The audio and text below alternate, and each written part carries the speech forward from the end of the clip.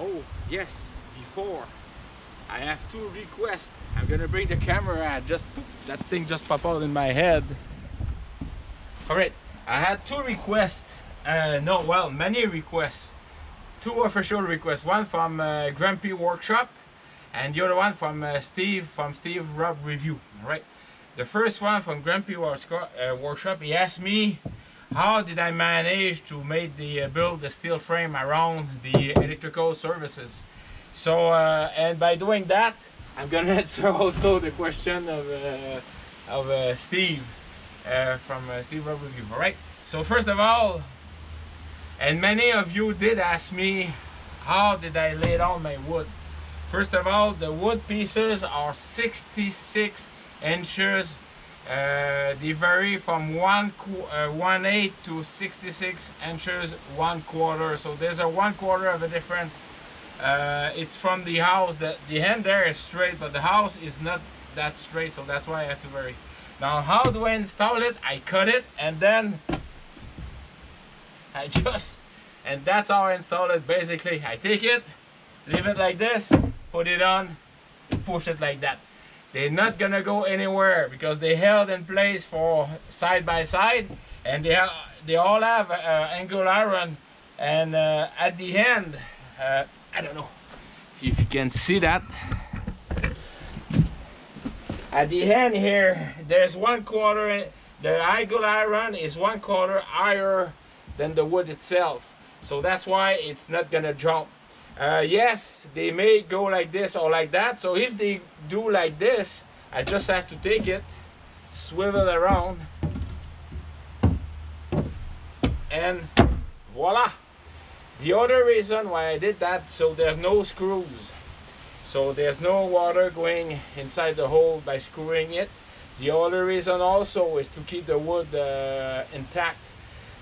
If they have wear and tear, I just have to remove it, flip it, and that's it.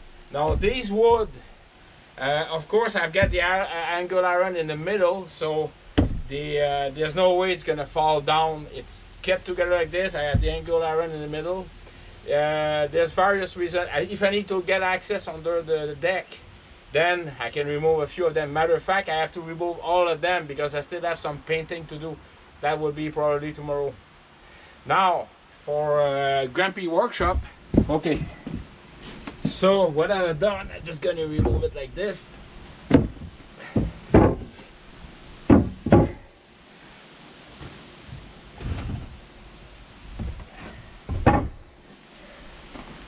One thing I like to mention, if I was living in a place where they have tornadoes or very high winds, what I will do is simply put a flat iron at the end, a flat bar, just weld the side, and that's it. They're not gonna fly over. But here, the event, if these take off because of the wind, well, I bet you there will be no trees around my house, and probably the house will be airborne. All right, so this is how I did it. My hand is all full of hydraulic oil, but basically I cut myself 45 degrees angle and I all welded. So that was the toughest part, making that, because I had to make sure that the measurement from there all the way to the end was correct, and it was correct. So I measure it, re-measure it, and re-measure it. All right, so yeah, that's how I did the corner here, and that's it. So I also had to cut a piece here to let